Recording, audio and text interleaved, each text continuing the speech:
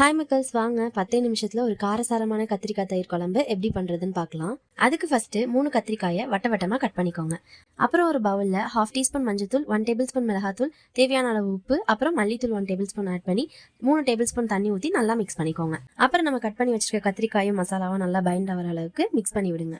ஒரு தோசை தவால oil add பண்ணிட்டு நம்ம மேரினேட் பண்ணி வச்சிருக்க கத்திரிக்காயெல்லாம் ஆட் பண்ணி ஒரு 10 மினிட்ஸ்க்கு நல்லா வறுத்து எடுத்துக்கோங்க. அப்புறம் குக்கான கத்திரிக்காய் எல்லாத்தையும் ஒரு பிளேட்ல ட்ரான்ஸ்ஃபர் பண்ணி வச்சுக்கோங்க. இப்போ தாளிப்பு ரெடி பண்ணிடலாம்.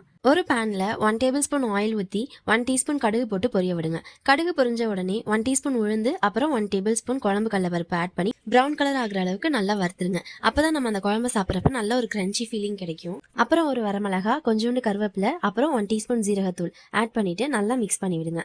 ஒரு மீடியம் சைஸ் பெரிய வெங்காயத்தை ஸ்லைஸ் பண்ணி அதையும் ஆட் பண்ணிடுங்க. அப்புறம் 1 டேபிள் ஸ்பூன் மிளகாத்தூள் ஆட் பண்ணி நல்லா கிண்டி விட்டுட்டு ஸ்டவ் ஆஃப் பண்ணிடுங்க. இப்போ 1 கப் தயிரை நல்லா பீட் பண்ணிட்டு அதுலேயே நம்ம ரெடி பண்ணி வச்சிருக்க கத்திரிக்காயை ஆட் பண்ணிடுங்க. அப்புறம் நம்ம ரெடி பண்ணி வச்சிருக்க தாளிப்பையும் ஆட் பண்ணிடுங்க. நல்லா மிக்ஸ் பண்ணி விடுங்க. இதை சூடான சாதத்தில் சாப்பிட்டு பாருங்க, ரொம்ப சூப்பராக இருக்கும். இதை ட்ரை பண்ணிட்டு கமெண்ட் பண்ணுங்க, லைக் பண்ணுங்க அண்ட் ஷேர் பண்ணுங்க மக்களே. பாய்.